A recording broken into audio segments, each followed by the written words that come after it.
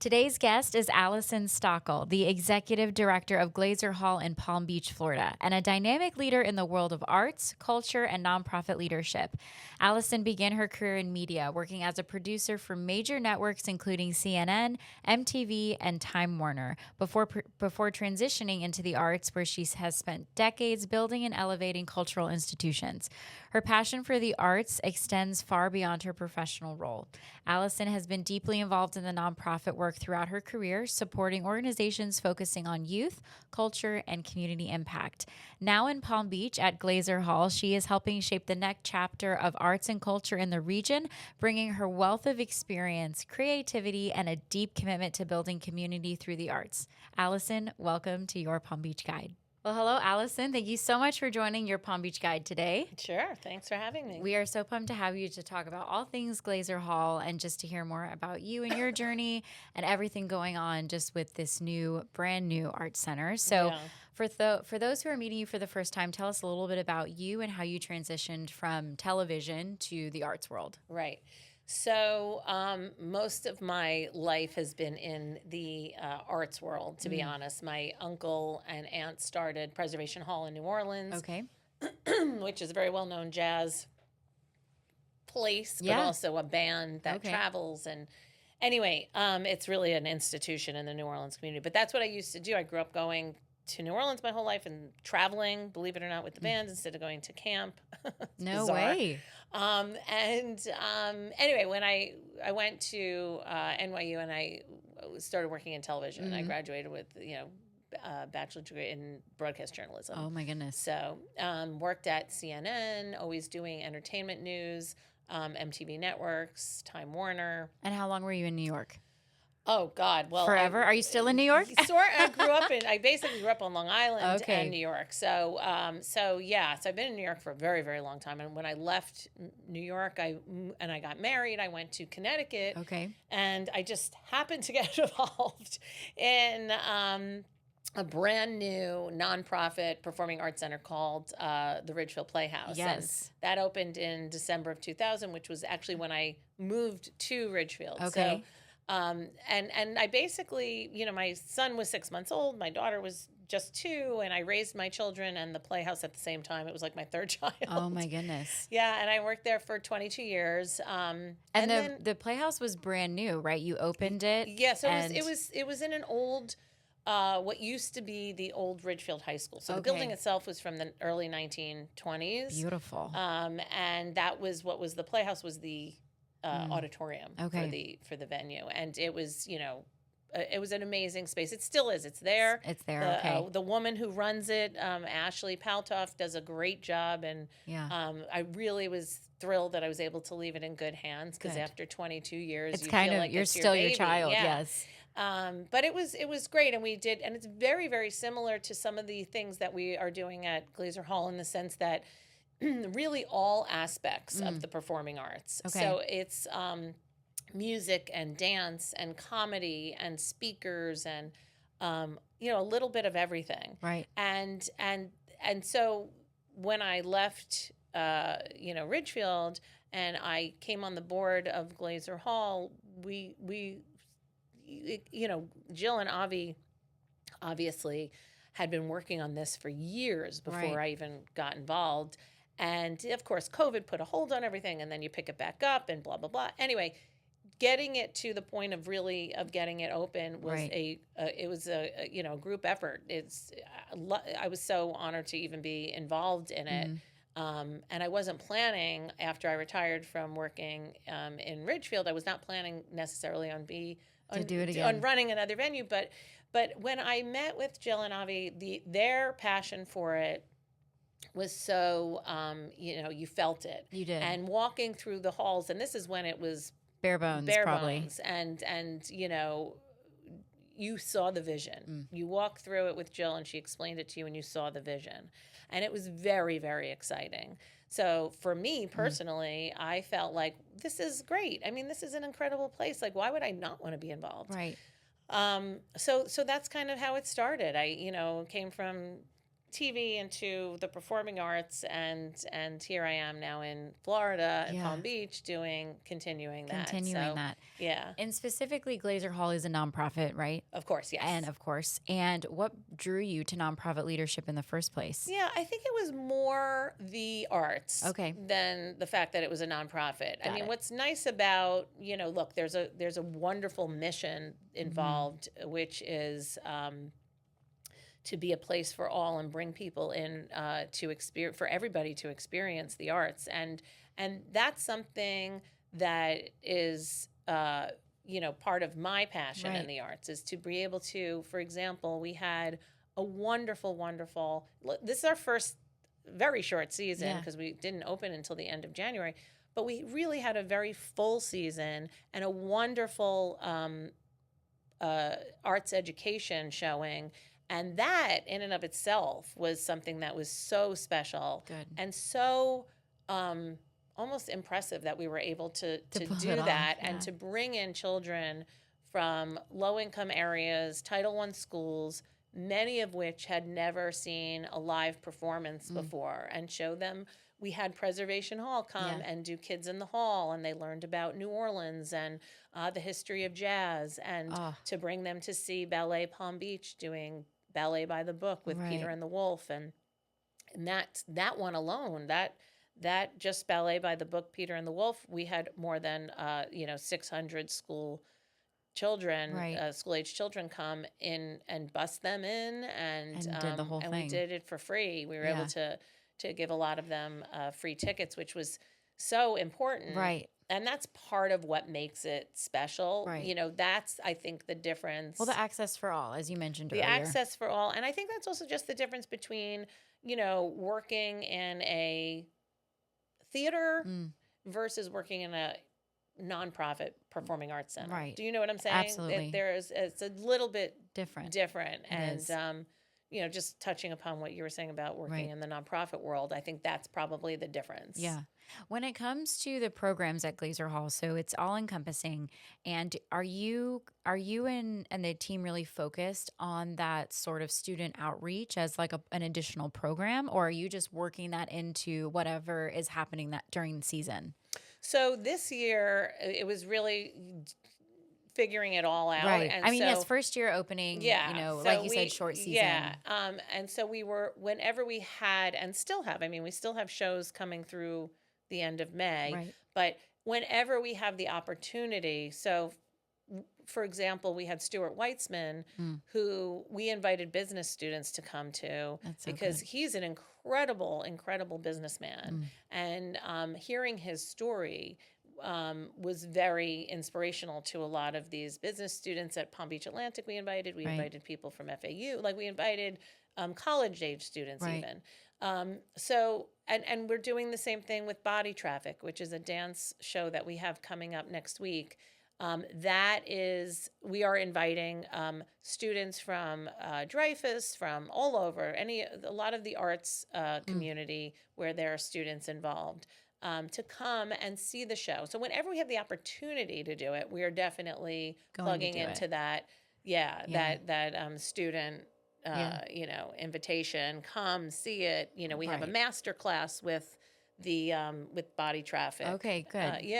That's lots of programs though in a very short season. In that one day on April 11th, when we have Body Traffic coming, we have a movement class for seniors and adults to come. Fantastic. Right? And so they're going to teach them, just moving to music with these unbelievable dancers.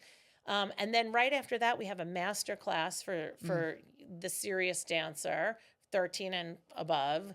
And then we have the show that evening. I think it's a 7 or 7:30 show. So it's in that one day, we're hitting all touch points, Yeah, seniors, students, everything, families. So there are so many cultural institutions here in Palm Beach County, whether it's the Norton or the Kravis or even up in Jupiter with Maltz. How do you see Glazer Hall fitting into our cultural community and just as a new pillar for the arts? Yeah. So, I've said this before that there are so many great art organizations, and every one of them is different in their own way. They all have their own identity. which is so amazing and wonderful. And so does Glazer Hall. Right. You know, we are a very different feel, vibe than, say, the Four Arts, and we're right down the road from each other.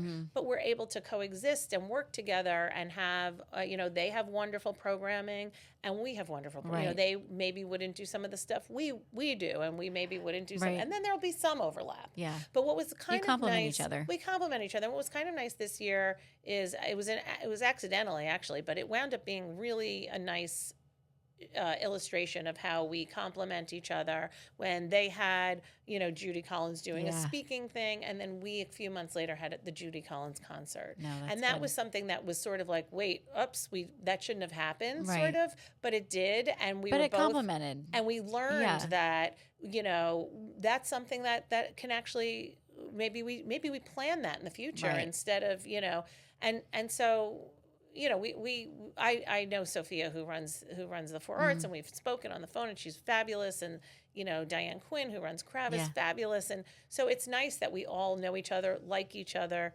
and can work in together. unison together.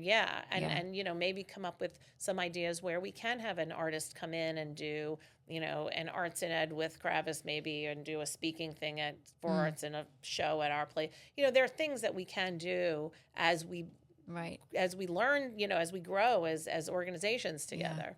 So tell us a little bit about just the important history of Glazer Hall and that everything in the Royal Poinciana Plaza and the significance that this has brought to the town of Palm Beach. Yeah. So, Jill is amazing with this because she has the whole history in her head and can rattle it right off. But I could tell you, what I know, which is basically that, that the old Royal Poinciana Playhouse sat vacant for, I think Long it was time. 25 years or so. And Jill and Avi lived here.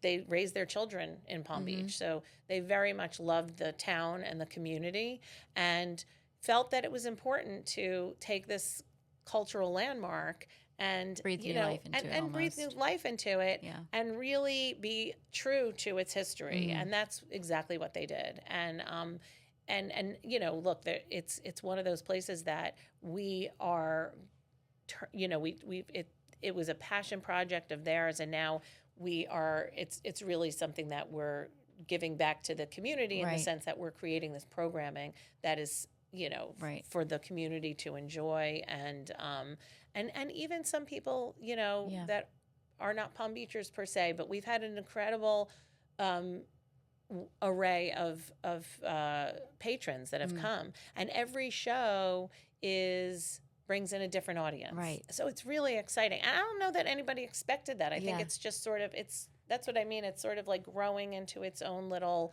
naturally. It's happening organically. Yeah, which is good. it's exactly. But it really grew out of Jill and Avi wanting to give back to the community.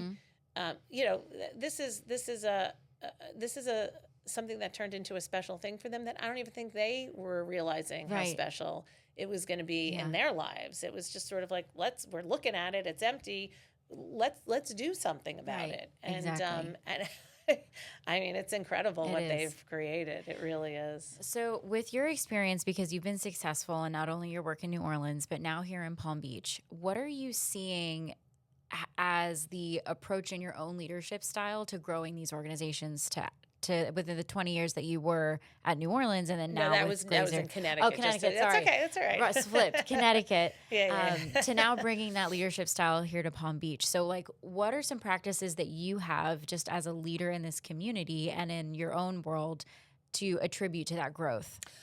Well, I think there's, I think it's important to know what your purpose is, know what your mission is, whether it's, you want to call it mission, purpose, whatever. And stay true to that. Right. And don't, I think there are people that feel that you have to do this and you have to do that. I think if you stay true to what you do best, and I don't want to say keep your head down, but like kind of keep your head down, and move forward. Well, you're and focused. Don't listen so much to the noise, right? Because there's a lot of noise about you should be doing this and you should be doing that and it's like, okay, hear it, don't ignore people, but focus on the way that your vision. Right. I think that's important.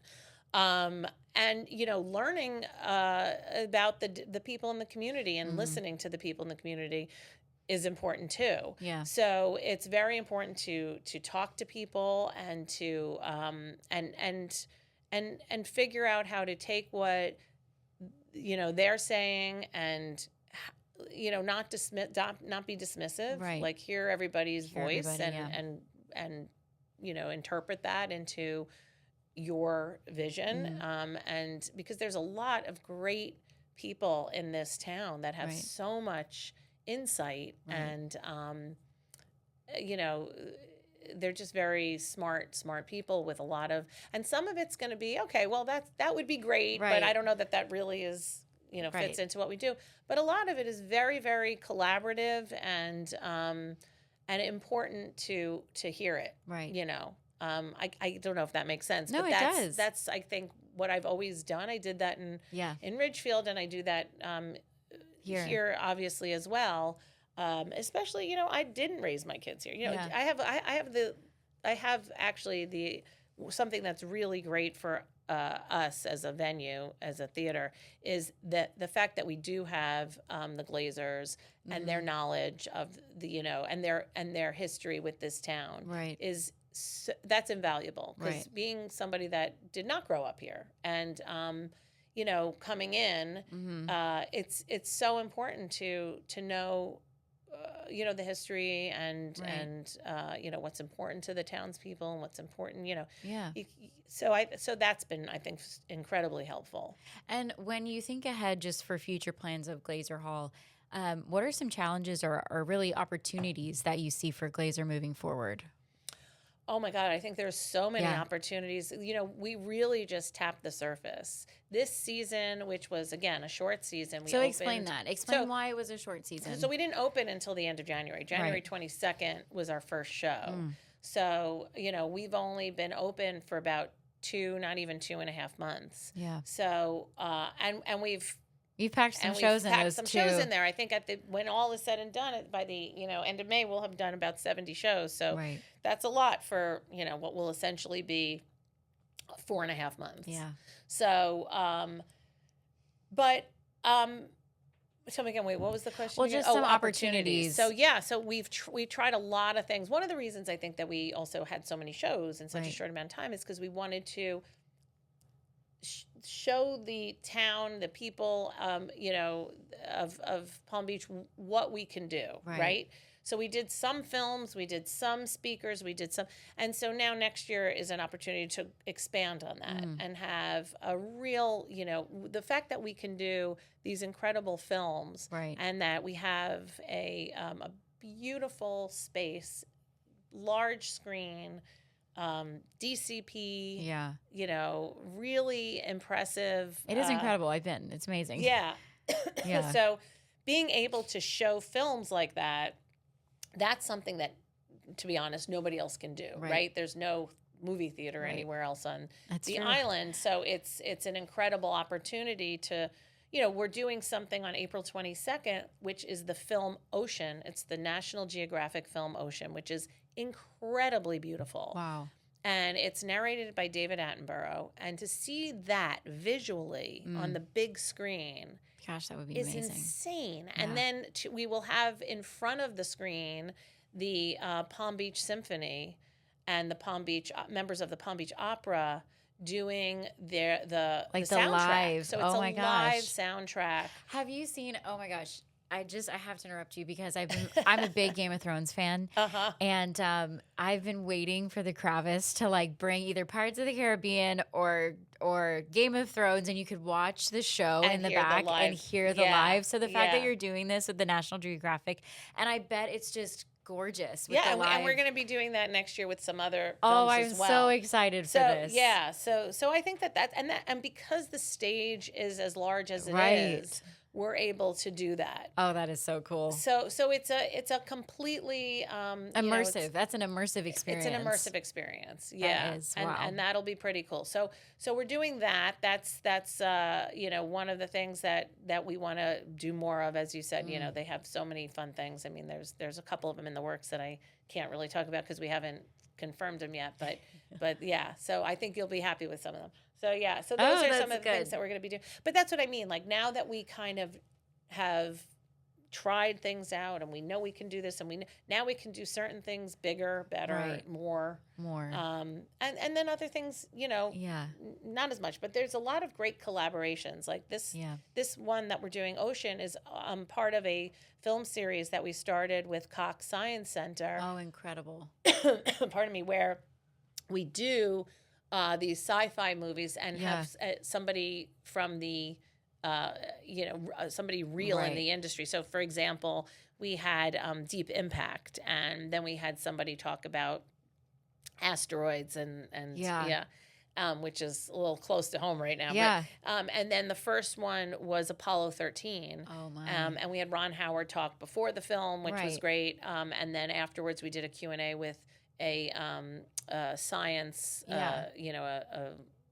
somebody that's what they do. They build rocket scientists. Yeah.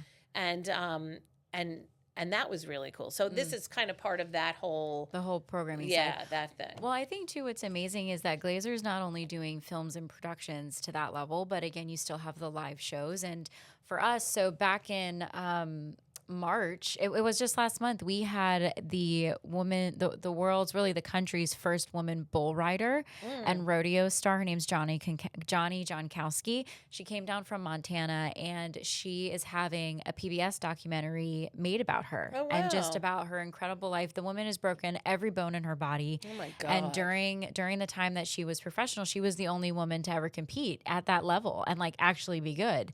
And so we brought her to the breakfast. We had 500 people there. She got a standing ovation for her speech. And just, this is great though, because to know that you guys can do stuff like that. I mean, we're talking PBS is doing this documentary on her. And all I'm thinking is I'm having all of these ideas, like, at least with our chamber programming and how we can future partner on these initiatives. Like that's awesome. But no, that's great. Even that you could do that and you're partnering with Cox Science Center and then still doing all of those live shows, it shows the versatile nature of the programming that you're offering at Glazer. And I think that's really great for the community to hear. Yeah. Yeah. And,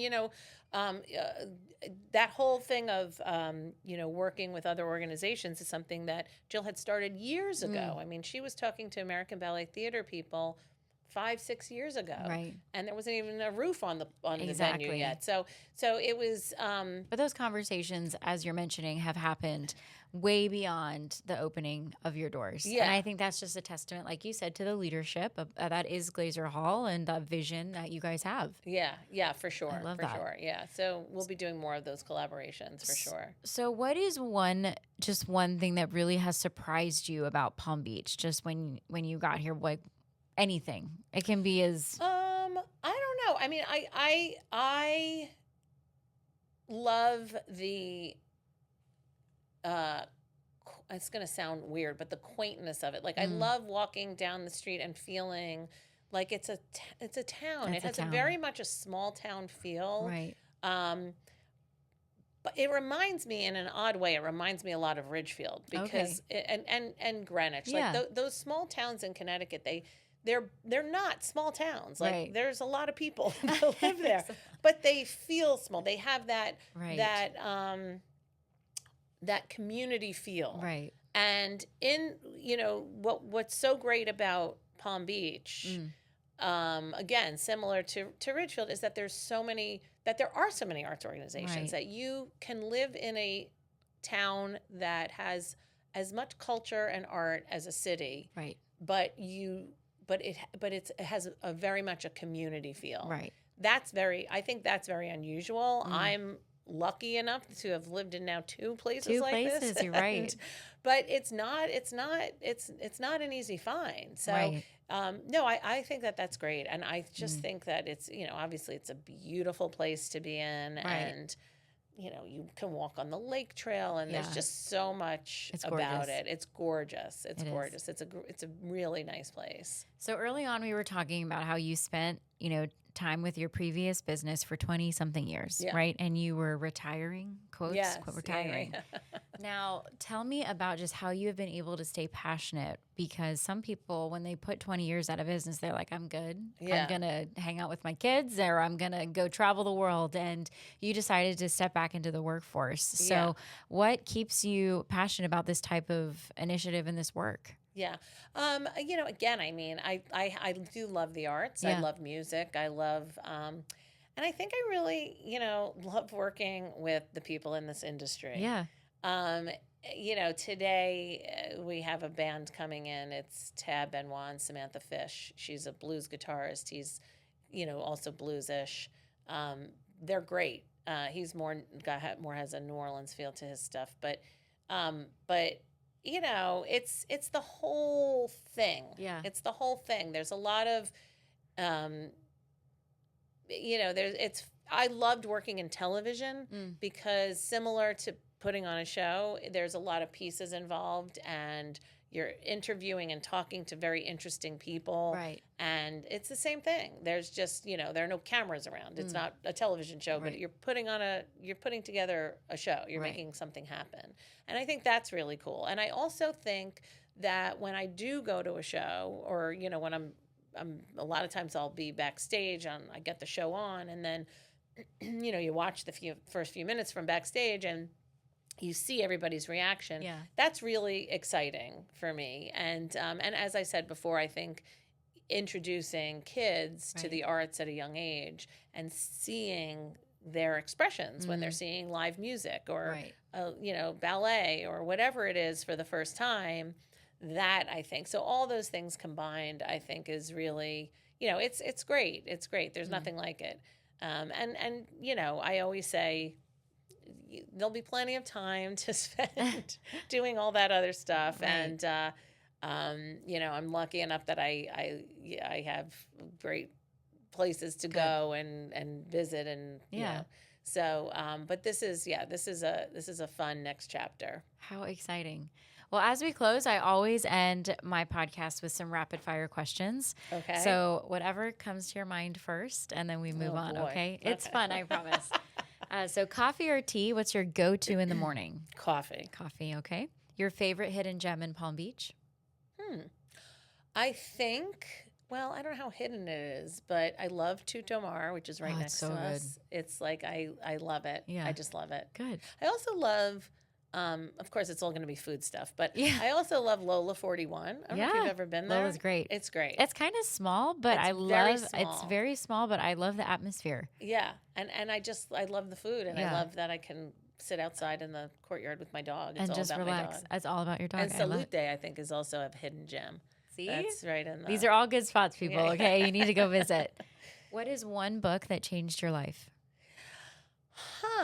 There is a book that changed my life, and I can't remember the name of it. That's okay. I think it was... what was it called? I mean, there are a lot of them, but there was one that I really loved.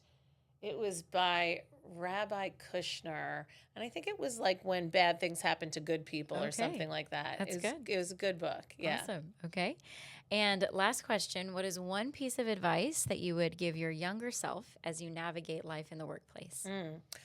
I think just don't stress as much as you like. I stress that Yeah. I really am like, it's got to be great. It's got to Yeah. be. It all works out in the end. I does. think that's the advice, is that it's all going to be great. Oh, so good. Well, thank you for being on today. We really appreciate it. Thank you. I appreciate it.